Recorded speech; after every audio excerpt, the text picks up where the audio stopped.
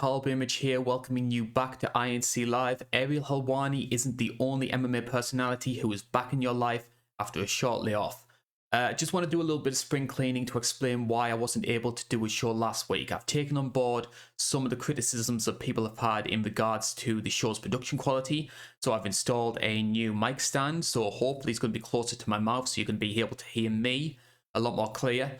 I've also tried to take some steps to remove some of the echo. So I've installed a little bit of soundproofing, got myself some new curtains in, so it's going to try and absorb some of the echo. So hopefully this will eventually end up sounding a little bit more professional. I see the work that Luke Thomas and Brian Campbell do with like Morning Combat, all these sort of shows. It was one of the big reasons why I wanted to do these post-fight recaps. Hopefully one day I will eventually reach the same sort of stage as them in terms of production quality. But any sort of feedback, any sort of criticisms that you can give in terms of trying to improve these post-fight recaps will be greatly appreciated. I've taken on board that people thought that I was maybe too scripted beforehand. So everything now these days is ad-libbed. So big thank you to anybody who suggested that. And once again, more suggestions will be greatly appreciated. I've teased the idea of maybe trying to do this as a discussion format. So if you are interested in being part of the team, then get in touch with me on the Twitter page or send a message underneath on the comments section. Any sort of criticism, any sort of constructive feedback, greatly appreciated. With that being said, all the hot dogging out the way, you want to hear me talking about Jared Cannonier versus Kelvin Gastelum at UFC Fight Night Vegas. Let's get to the fights. And we start off with the main event where Jared Cannonier returned to action for the first time in 10 months and claimed a unanimous decision over Kelvin Gastelum. All three judges going 48-47. Cannonier bounces back after losing to Robert Whittaker at UFC 254. Kelvin Gastelum has now lost 4 of his past 5 fights. I want to start off by saying that I have to be honest, I was never the biggest fan of Jared Cannonier before this fight. I mean, I love the story of what happened with him starting off as a heavyweight fighter. I remember that big knockout he got against Cyril Asker, and then slowly going down the weight classes. I think as somebody who used to be a big lad himself, I mean, I used to be massive. I think the self-discipline that you need to cut a lot of weight to maintain yourself in shape, and you see him in the octagon last night, he was shredded. I mean, 185 pounds, and you could see not an ounce of fat on him. So I give him a lot of credit for that. But as a fighter, I was always left with this belief that part of the reason why he was moving down in weight so much was because a lot of his game relied on power. And of course, he was getting a lot of guys who were taking him down heavyweight and then light heavyweight. And that wouldn't be as much of a problem if you had the size and the power advantage. So I just thought he was, I don't know, kind of cheating the system a little bit.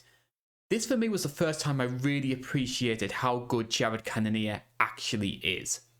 I think that a lot of his weaponry comes through his right hand. But what he was doing very well, it was very similar to what Alexandre Pantoja does in boxing, where he was using his other strikes, his more rudimentary strikes, to try and set up that right hand. And I think especially in the third round when he dropped Kelvin Gastelum, you could see that he sort of feinted with the left as if he was going for a jab. And that just raised Kelvin's guard enough that he was a little bit able to slip it around and get that knockdown. Obviously as well, I think there were other times where Kelvin started off the fight very well, I felt. I mean, he was starting with some quick flurries, and Kelvin's striking speed has always been one of his biggest advantages. And we saw that in flashes in the first round, and especially rounds 2 and 5, which I think were the 2 rounds which I think all the judges gave in his favour.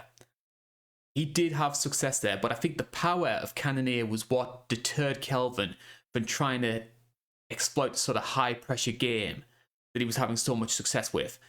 There were concerns with Cannonier in terms of his cardio. I think that was something that also came out at times in some of his earlier fights. But on the whole, though, it was a strong performance. I mean, you don't beat Kelvin Gastelum by being a bad fighter. So I have to give Cannonier all the credit in the world. A couple of notes which I did note, though, it was more sort of based on what happened after the fight. And we'll maybe go into a lot more detail with this when we discuss the rest of the card. When he mentioned that this is the third time, and I think as many fights, that we've had a fighter come out and criticize the UFC for how poor the fight pay is. Like, he's saying that he was skint. And this is the number 3 middleweight in the world saying, I need another fight as quickly as I can because I can't afford to live. And we had like Miesha Tate come out and say that she'd spent about like 90% of her fight purse by the time everything was said and done. Cheyenne Bays, she had all the stuff after she got a performance of the night bonus. Fighter pay is becoming an increasingly big issue with the UFC. And when the UFC are sort of gloating about how big their sort of first half year profits have been and how much money they're making, to see your top elite level fighters, your sort of MMA legends, your top 5 ranked guys, and even people like Cheyenne Bays all saying that, hey, I can't afford to make a living through doing this, it doesn't paint the UFC in a good light. The other big thing with Cannonier as well is, as good as this performance was, I always have this sort of air of asterisk next to how good he actually is. Because his middleweight run so far, and it has included a lot of good fighters, don't get me wrong, but he was controlled on the ground by David Branch in his middleweight debut and then came back to win. And it was the same with Jack Manson, Anderson Silva. Yes, he beat him in the first round, but Anderson was well past his prime.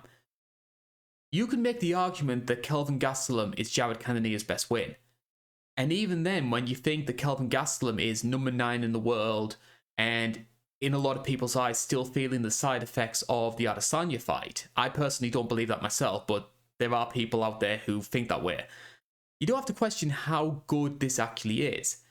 And is he maybe sort of benefiting from middleweight sort of going through a bit of a lull right now with Adesanya going through contender after contender?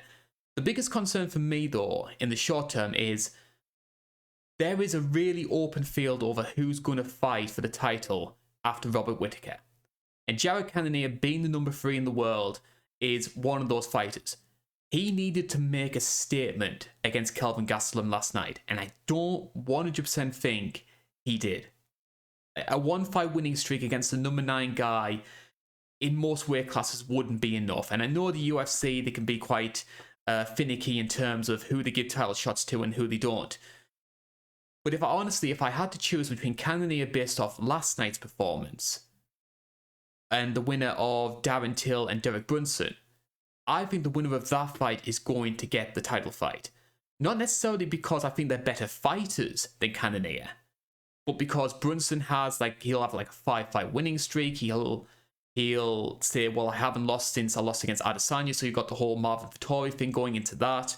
And Darren Till is a guy that the UFC absolutely love. Big personality, and as we've seen with Colby getting the shot over Leon Edwards, that's sometimes a thing that the UFC like to favour more than an actual skill set. This sounds like me criticising Jared Cannonier.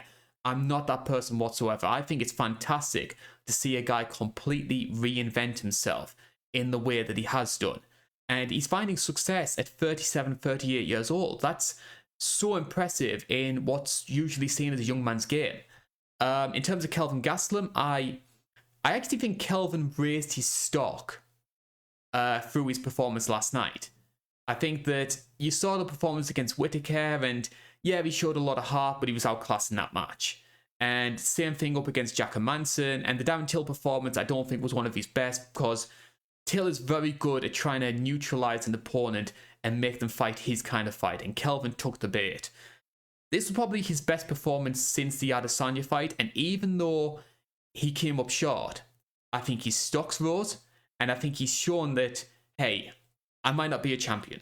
I might not even be a top 5 guy, but you cannot rest your laurels fighting me because I will cause you problems. I love the fact that he's mixing in his wrestling a lot more, which is something he never did before the Adesanya fight. And there was a moment where I thought, when he got Cannonier down right at the end of the first round, I thought, Kelvin's got himself an opening here. He could exploit this and take advantage come the later rounds. But Cannonier, to his credit, his takedown defense from that point on, very, very good. I think he was only one takedown in 7 that Kelvin went for. Cannonier stuffed all of them. So that's another feather in Cannonier's cap. On the whole, though, I think it was refreshing to see a Fight Night main event that was actually competitive. We've had quite a few one-sided results. Obviously, Derek Lewis and Cyril Gane. most people knew that was only going to go one way. So it was good to see a competitive main event. Right person won the result. I don't think Jared Cannonier is going to get the next title fight. I would, however, like to see him fight the winner of Paulo Costa versus Marvin Vettori. You know, you sometimes get these cards on paper where you look at some of the star power, you look at some of the matchmaking, and you think to yourself, is it really worth me getting all that invested in this fight card? I mean, when you're relying on Clay Guida, whose sort of relevance was at its peak sort of 10, 11 years ago, trying to prop up a group of Contender Series alumni, you do sometimes think to yourself, I'm not really 100% sure how worthwhile this card's going to be. With that being said though, all credit to Sean Shelby and Mick Maynard. They absolutely knocked it out the park with some of these matches. Those first 4 fights on the card, each had some kind of dramatic finish, and especially the one which is doing the rounds online, Ignacio Bahamondes versus Roosevelt Roberts. KO, spinning wheel kick in the dying stages of the fight. We're talking like 5 or 6 seconds to go, and he pulls out the Edson Barboza versus Terry Etim card. Admittedly, Bahamondes, he could afford to maybe take some chances. He was dominating that fight. He would have claimed a unanimous decision. But that was the cherry on the cake for his performance. And there's a picture which I'll probably include some point in the video where you can actually see the moment where Roberts' face connects with the foot. And it's like something out of a horror movie. And the skill and the technique that goes to performing that kind of move that late into a fight, I think deserves a lot of praise. A lot of people arguing it's potentially the fight that the knockout of the year. I'm not 100% sure. It's between this and Frankie Edgar versus Corey Sandhagen. But for me, what the Sandhagen knockout has, which this one didn't, was the shock value. Because you don't see Frankie Edgar get one shot stopped in the way that Corey Sandhagen did. This is the more technical finish, and I certainly think it's going to be arguably the more spectacular. I personally favour that sort of suddenness of the Sandhagen knockout, but that's going to be an argument for another time. On the whole though, I'm really happy for Bahamondes. I'd seen his debut up against John McDessie, and I saw a guy who, he had some success, especially later on in the fight, but he was a very raw striker. So I'm glad to see him finally get that duck off his back. He'll obviously go on to his 3rd fight, and we saw what happened with Joaquin Buckley.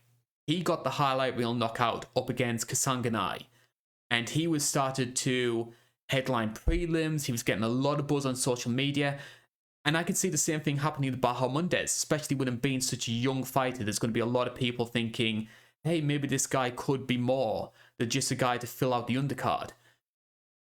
William Knight, I think he also got a good knockout performance. Josiane up against B. Malecki.